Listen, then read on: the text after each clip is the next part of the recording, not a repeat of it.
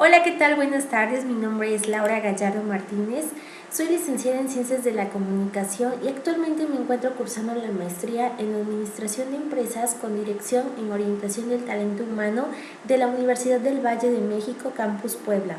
A continuación les presentaré una ponencia del proyecto de investigación titulado El consumo cultural del fútbol en el público femenino de la zona centro de Orizaba, Veracruz. El objetivo principal de esta investigación es la de resaltar la importancia que la mujer actualmente está teniendo en el ámbito deportivo, principalmente en lo que es el fútbol. Para eso nos enfocaremos en teorías como la del autor Canclini, ya antes realizadas para poder comprender mejor el motivo del mismo y así poder plantear los cuestionamientos que nos llevarán a una conclusión.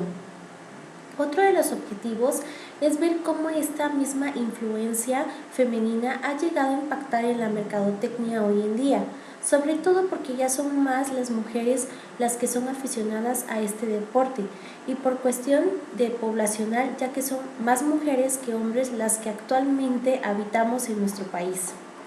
Otro fundamento del mismo es que en el mercado quieren involucrar a este espectáculo por la cuestión de que también son un público muy atractivo para el consumo de sus productos. Cabe mencionar que el fútbol es un deporte que anteriormente estaba solo enfocado al público masculino, pero actualmente se ha ido transformando esa ideología. Durante el proceso de investigación se recopiló información de 3 autores, con el que primero empezaremos, que es el autor Samuel Martínez, quien nos relata lo siguiente de su investigación. La mujer, el deporte y el fútbol en la cultura occidental del siglo XIX se creía que las mujeres debían realizarse exclusivamente en el mundo doméstico y dedicarse a la maternidad enmarcada por la familia.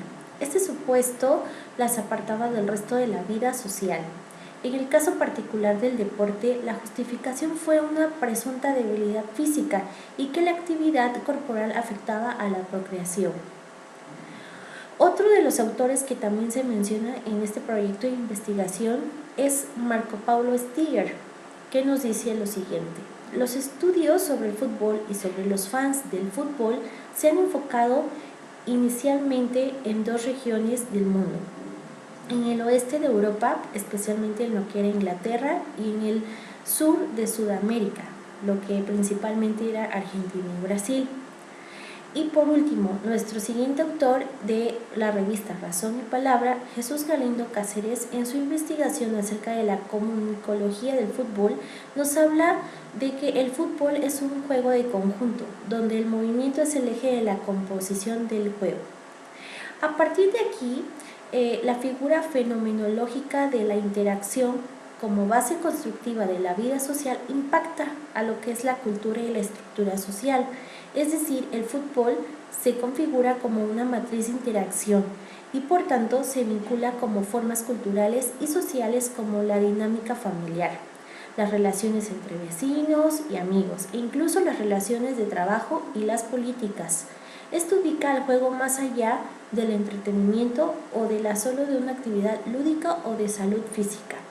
El fútbol puede llegar a correlacionarse con figuras de la democracia o de la producción económica.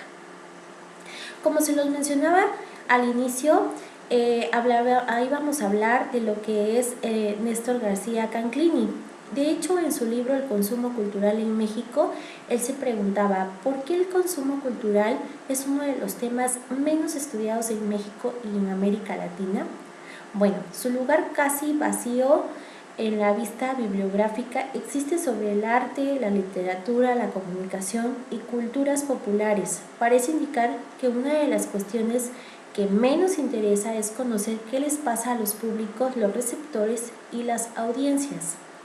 Ni siquiera está claro cómo sería mejor denominar o quiénes son los destinatarios disponibles de la producción y comunicación de cultura, dado que los pocos ensayos sobre el tema suelen limitarse a aproximaciones intuitivas.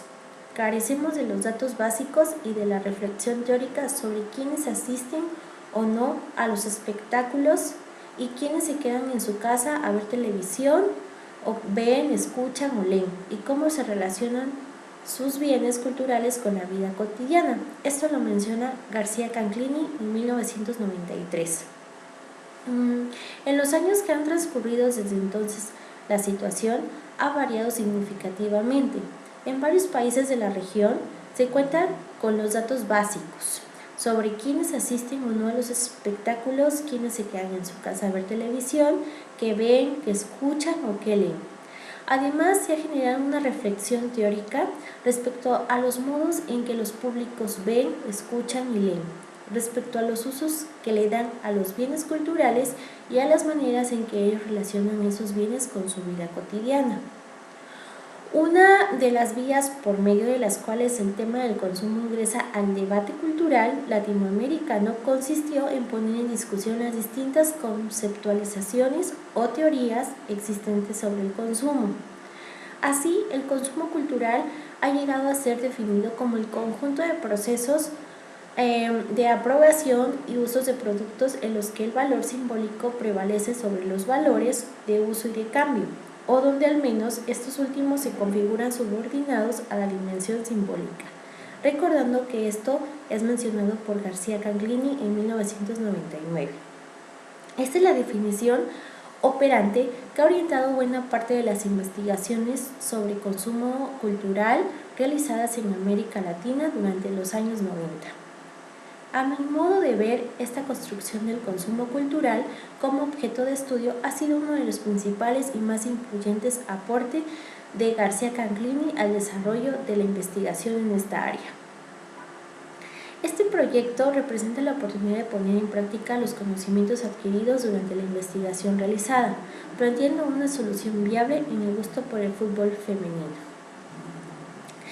Sin más por el momento, les agradezco por su atención en esta ponencia. Gracias.